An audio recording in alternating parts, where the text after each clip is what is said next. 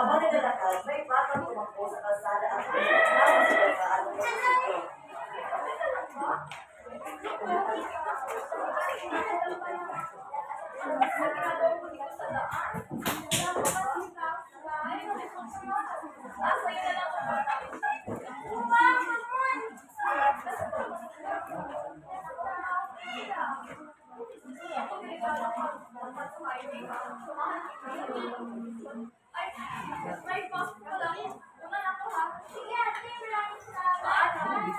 Ipinakita dito ni Liza ang pagiging maalahanin at handang tumulong sa kapwang nangangailangan.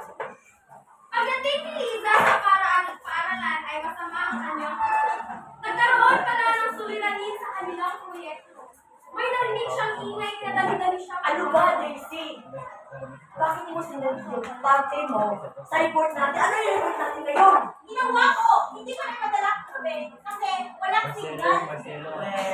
Pero kanina umaga. So ginagawa ko sa bahay. Daming ganda, Daisy. Yan ang problema sa iyo, ha? Sa'yo ba? Sandali, kasi pag-away ni Bayan.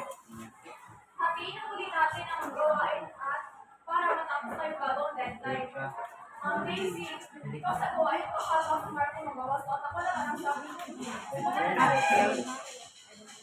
habang patuloy nilang ginagawa ang kanilang report, ay love story. nagayos sina Daisy at Martin. Nagkasundo ang lahat at natapos nila ang proyekto. Naipasa nila ito ng maagang sakot. Dahil sa maayos na pamamahalan ni Liza sa usapan, naibalik ang pagkakaisa ng grupo.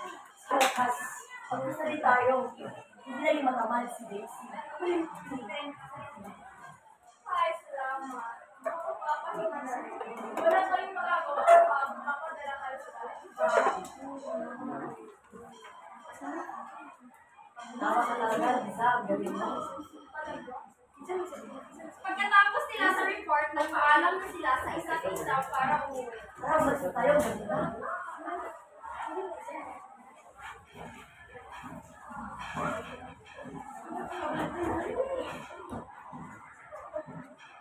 Pagka-uwi, hinarap naman niya ang pag-alala at hindi pagkakaintindihan sa pamilya.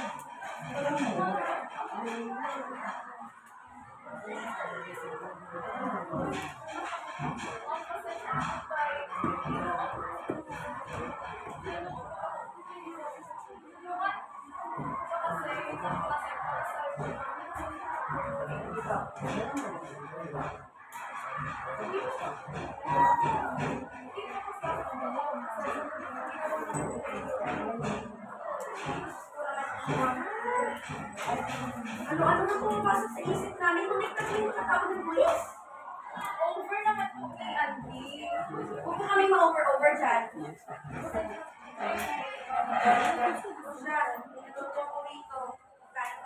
Pumunta na sila sa pagkainan at masayang nagsalo-salo.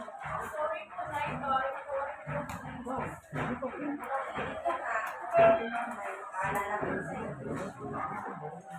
Sa bandang huli, nagkaintindihan sila. Naipakita ni Liza ang respeto at paggalang sa kanyang mga magulang. At natuto rin siyang maging responsable sa pagkikipag-komunikasyon.